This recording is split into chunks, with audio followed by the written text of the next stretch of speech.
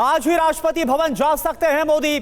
सहयोगियों के साथ राष्ट्रपति भवन जा सकते हैं नरेंद्र मोदी। आज ही सरकार बनाने का दावा रखा जा सकता है। तो आज ही सहयोगियों के साथ राष्ट्रपति भवन जा सकते हैं। आपको बता दें कि एनडीए की बस कुछ ही देर के बाद बैठक भी होने वाली। तमाम जो बड़े नेता हैं वो पहुंचना शुरू हो गए, तमाम सांसद। और आनंद हमारे साथ जुड़े हुए। आनंद, क्या जानकारी?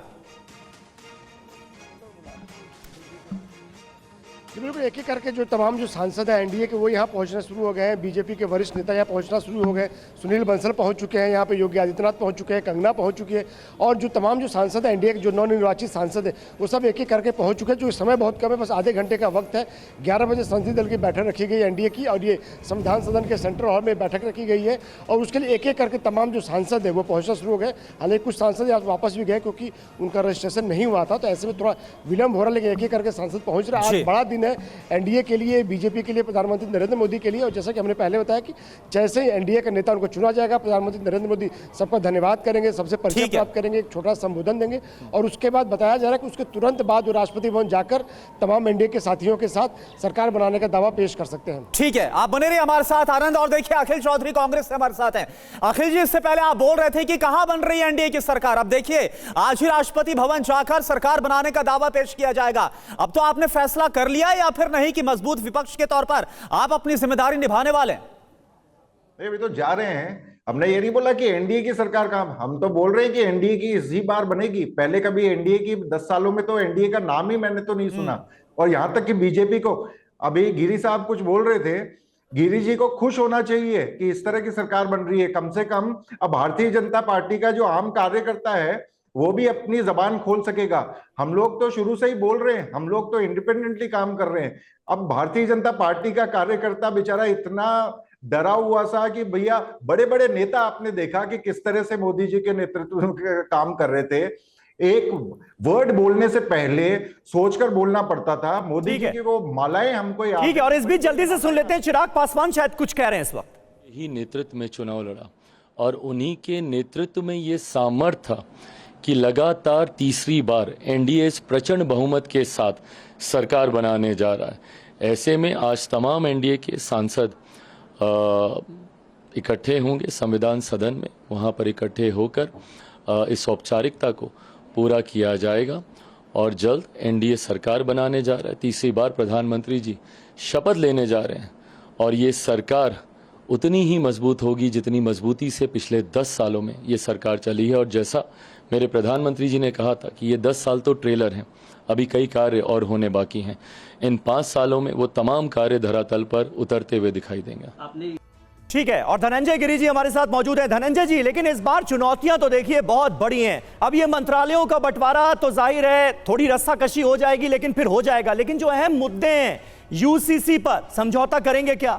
अग्निवीर योजना की समीक्षा करेंगे क्या? जातिगत जनगणना पर अभी तक आप लोग चुप्पी साध कर बैठे हैं। अब नीतीश और टीडीपी के आने के बाद इस पर जुबान खोलेंगे क्या? देखिए, जुबान तो हमारी कभी नहीं बंद थी।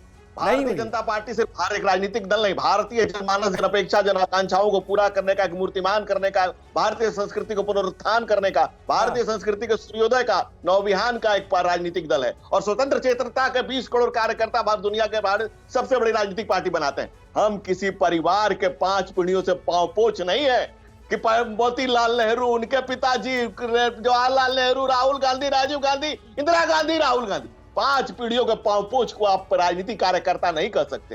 राजनीति में किसी भी स्वतंत्र चेतना के व्यक्ति के लिए एक 5 पीढ़ियों का पांव पोछ होना लोकतंत्र के, लोक लज्जा के लिए भी ठीक नहीं। और हम देश नहीं धनंजय जी, जो बात टीडीपी या जेडीयू की तरफ से रखी जाएगी, अब उस बात को तवज्जो तो देनी पड़ेगी ना।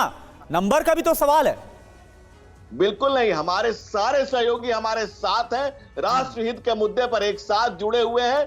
नरेंद्र मोदी, नीतीश कुमार और नायडू, सबकी पॉलिटिक्स का एक ही है, राष्ट्र प्रथम। ये तो बात वही ना जो अभी समीर जी ने बात बोली अभी आपसे कि यूसीसी, अग्निवीर, क्या करेंगे इस पर? जातिगत जनगणना, अगर वो कुछ बोलेंगे तो इस पर क्या रहेगा? बैठ के बातें करेंगे। और अभी तक सारे, अगर हमारे क्या किसी सहयोगी ने आपसे कुछ कहा है क्या? कहा हमारे नरेंद्र जी कहा, इसीलिए तो हम कह रहे हैं, वरना क्यों कहते? हर्षवर्धन जी, अब जैसे अग्निवीर की योजना की समीक्षा की बात कर दी जेडीयू ने, तमाम मुद्दों पर, यूसीसी को लेकर, जातिगत जनगणना को लेकर, और इसमें मैं मुस्लिम आरक्षण भी जोड़ दूं, क्योंकि देखिए चंद्रबाबू नायडू की तस्वीर आपके बगल में चल रही है। ये चंद्रबाबू नायडू की पार्टी ने बाकायदा अपने मैनिफेस्टो में 4% मुस्लिम आरक्षण का जिक्र किया।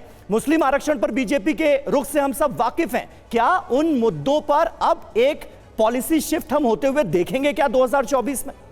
देखिए, निश्चित तौर पर, और यूसीसी जैसे मुद्दे या वन नेशन वन इलेक्शन जैसे मुद्दे, ये तो पूरी तरह से बैक बर्नर पर अब जाएंगे ही जाएंगे। और जिन मुद्दों की बात हम लोग कहते हैं ना कि अग्निवीर की समीक्षा, इस पे मैं थोड़ा सा सहमत नहीं होता हूं कि नरेंद्र मोदी इसकी ऐसी कोई समीक्षा करने जा रहे हैं जो अपने रुख से पूरी तरह से पलटेंगे। हालांकि गठबंधन धर की कई बार मजबूरियां होती हैं और कई बार गठबंधन में कुछ बात बोली वजह दूसरी और होती है, बार्गेन कहीं और करना होता है, और वो बार्गेन ठीक हो गया, पद मिल गया, तो फिर उस मुद्दे को भूल जाते हैं नेता लोग। इसमें बड़ी सहूलियत होती है उनको कोई बहुत मुश्किल नहीं होने वाली है। मंत्रिमंडल एक बार बन जाए, उसके बाद जो सुर आएंगे उससे तय होगा कि क्या सचमुच किसी मुद्दे पर वो चिंतित हैं, समीक्षा चाहते हैं, या फिर सिर्फ इतना है कि किसी तरह से हमारा मंत्रिपरिषद में कुछ पद वो पक्के हो जाए।